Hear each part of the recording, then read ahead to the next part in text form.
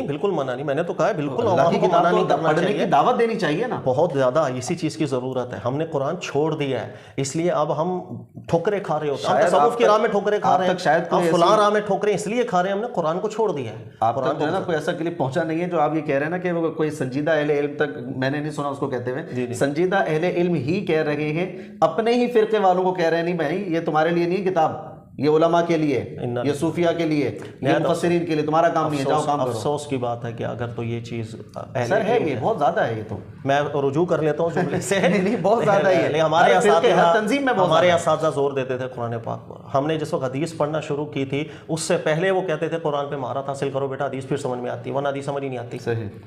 تو ہم کسی الگ انداز میں حدیثوں کو پڑھیں.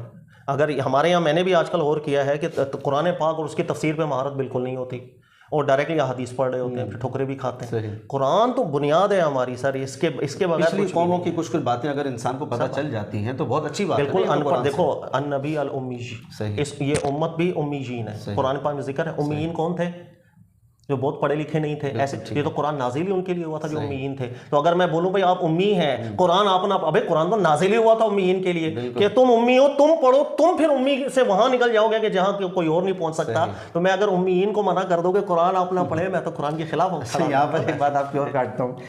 جس سے ایسا ہوتا ہے جب قرآن کی فضیلت بیان کر رہے ہوتے ہیں نا, تو بیان کرتے ہوئے کہتے ہیں جناب دیکھو اسلام کا یہ ایک عمل ہے اور فلاں سائنسدان نے اس پر تحقیق کی اور اس کو پتہ چلا کہ جناب اس کا بہت فائدہ ہے سائنسی اعتبار سے.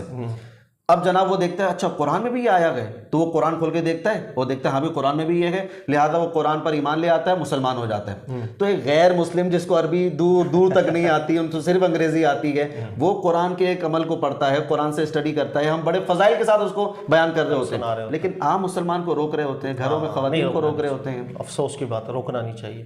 قرآن کو تو کثرت کے ساتھ پڑھنا چاہیے, بار بار پڑھنا چاہیے. صرف میں نے آپ کو جو احتیاط کی نا, جلد بازی نہیں ہونی چاہیے, اور ہر مفسر کو بھی جلد باز نہیں ہونا چاہیے. کہ ہمارے اساتذہ ہمیں جس وقت پڑھاتے تھے, میں بڑا شکر ادا کرتا ہوں کہ میں نے ایسے اساتذہ سے الحمدللہ انہوں نے میری رہنمائی کی ہے کہ وہ یہ سب نقطے انہی کو کاپی کرتا ہوں میں زیادہ تر. وہ ہمیں جب سمجھاتے تھے کہ آپ نے کسی آیت سے استدلال کر کے نتیجہ نکالنا ہے تو پہلے قرآن سے چیک کرو. اچھا قرآن سے یوں چیک نہیں کرنا کہ آپ نے کوئی ایک آدھ صفحہ کھول, اس کو چیک کرنے کے لیے پورا ایک دفعہ قرآن پڑھو.